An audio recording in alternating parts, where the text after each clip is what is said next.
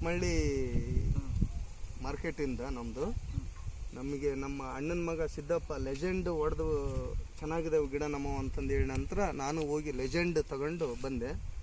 Legend ತಗೊಂಬಂದು ಈ ಕನಕಾಂಬರಿಗೂ ಮತ್ತು ಕಲ್ಲಂಗಡಿಗೆ ಎರಡಕ್ಕೂ ಹೊಡೆದೆ. ಲೆಜೆಂಡ್ ಹೊಡೆದ ನಂತರ ಈ ಚಿಗುರು ಮತ್ತು ಈ ಹೂವು ಸೆಟ್ಟಿಂಗು ಫ್ಲವರ್ ಹಿಂದೆ ಮುಂದೆ ಬರೋದು ಬಿಟ್ಟು ಈಗ ಜೊತೆಗೆ ಈಗ 4 ಫ್ಲವರ್ ಬರ್ತಾ ಇದ್ದಾವೆ.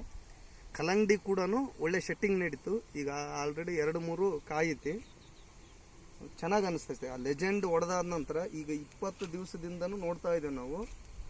ಭಾಳ ಚೆನ್ನಾಗಿ ಅನಿಸ್ತೈತೆ ಆ ಲೆಜೆಂಡ್ ಕೆಮಿಕಲ್ ಬಗ್ಗೆ ನಮಗೆ. ಅದಾದ ನಂತರ ಏನು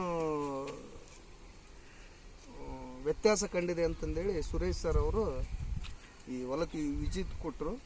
ಅವರಿಗೆಲ್ಲ ತೋರಿಸಿದ್ವಿ ಅಲ್ಲಿನೂ ಮತ್ತು ಈ ಕನಕಾಂಬರಿನೂ, ಕಲ್ಲಂಗಡಿ ಮತ್ತು ಕನಕಾಂಬರಿ ಎರಡನ್ನು ವಿಸಿಟ್ ನೋಡಿದರೆ ನಮಗೆ ಭಾಳ ಖುಷಿ ಅನ್ನಿಸ್ತು. ಮತ್ತು 2ನೇ ಸ್ಪ್ರೇನು ಕೂಡ ಈಗ ಲೆಜೆಂಡು ಮತ್ತು ಬೆನವಿ ಹೊಡಿಬೇಕಂತಂದೇಳಿ ಆಸೆ.